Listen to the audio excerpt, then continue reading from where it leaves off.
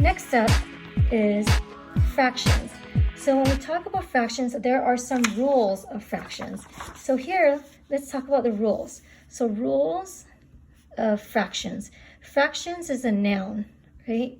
So fractions is a noun, meaning it's a real number, and the real number is a fraction of decimal or integers. So with fractions, there are some rules that we need to know about fractions. Fractions is basically if you have a whole picture, fractions are part of the whole, right? So if I colored this in, if this picture had, let's see, 1, 2, 3, 4, 5, 6, if I had 6 parts of this, so this whole picture has 6, so the denominator is representing the whole. It has 6 parts in this whole. And then the shaded area is the one that you're interested in. Well, one of them is shaded, so that's why it's called 1/6. So the fractions represent the part out of the whole. So part out of the whole. So if this is one pizza, but then we ate just the slice, we'll say that we ate 1/6 of the pizza. All right, so here, when we have order of operations with fractions in it, remember the rules of addition. If you're adding or subtracting fractions, the rule is this. The rule is that you must have like fractions. And when we say like fractions, meaning common fractions, that means that the denominators must be the same. So the denominators of fractions must be the same in order to combine them. So right now in this problem, I have 5/6 minus 3/5 plus 1/2. So looking at this problem, we do not have like denominators. So again, the denominators is the bottom, and I should let you know also the top is called the numerator. So the denominator is not like, so that means that I gotta do work.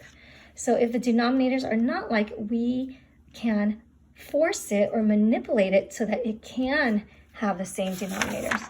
So how to create like fractions. So again, like fractions meaning same denominator.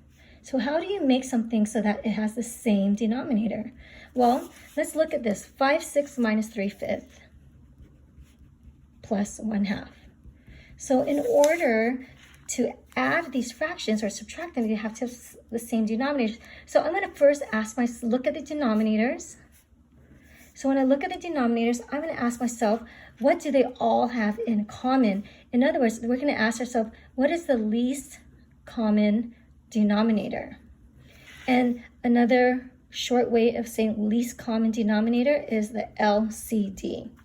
So LCD stands for least common denominator. What do 6, 5, and 2 have in common that's a multiple of each other? So sometimes I like to think of it, what is the least common multiple? So what is the least common multiple in the denominator? So 6, 5, and 2, what multiple do they have in common? Well, if you're not sure, you could just think of the multiples of each one. So the multiples of 6 are 6, 12, 18, 24, 30, 36, on and on. 5 is 5, 10, 15, 20, 25, 30, 35, on and on. And 2, 4, 6, 8, on and on and on. So what do they both have? What do all three have in common? So what is the smallest number they both all have in common? Well, I notice there's a 30 here, there's a 30 here, and we know since 30 is an even number, 30 is also a multiple of 2.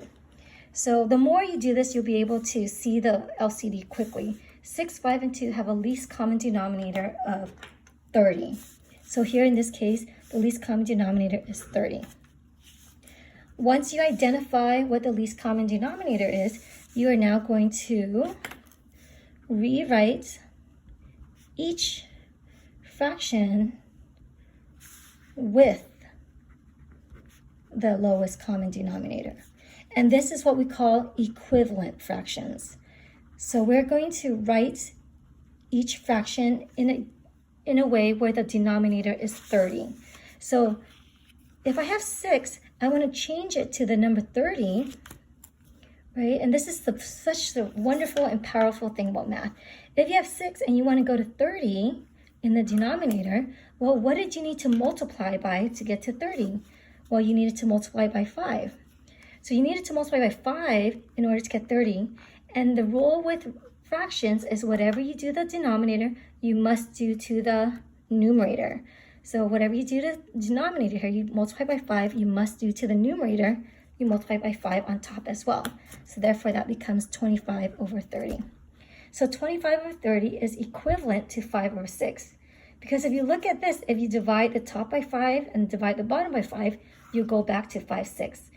In other words, if you drew a pizza with 6 slices and 5 of them are shaded, it's the exact same picture as a pizza with 30 slices and 25 of them are shaded. Those two pizzas will be equivalent. All right, so next up, let's go ahead and look at this. 3/5. I'm going to change it to the number 30. Okay, so to go from the number 5 to the number 30, I needed to multiply by 6.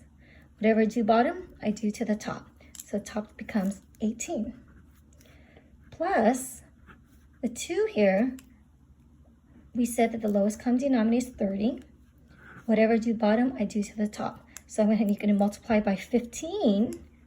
15 times 2 is 30. So therefore the top, I have to multiply by 15 as well. I have 15 here. So now that I identified the lowest common denominator, I rewrote each fraction with the lowest common denominator.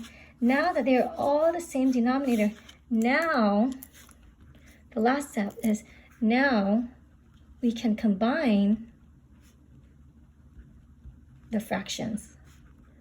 And by combining the fractions, what we do is keep the denominator the same. So we don't change anything about the denominator. And then we just add or subtract the numerator. So if I had a over m plus b over m, if the denominators are the same, then I could combine them. I'll have m on the bottom, and a and b, I just add it on top to make it into one fraction. So same story here. Now that the denominators are the same, I have 30 in the bottom. The top, I'm going to have 25 minus 18 plus 15. So I combine all the fractions together to get that. And we evaluate it. Well, 25 minus 18 is 7. 7 plus 15 is 22. So we end up getting 22 out of 30. So when you combine them, that's what you get. And last but not least, the last step is always to simplify the fraction. And when you say simplify the fraction, that means to write it in lowest terms. So we always want to write the fractions in lowest terms. So here, 22 over 30, is there a number that can divide evenly into the top, bottom, and the top? The answer is yes. They both have 2 in common. So if I divide the top by 2 and the bottom by 2, I end up getting 11 over 15. And that becomes your final answer.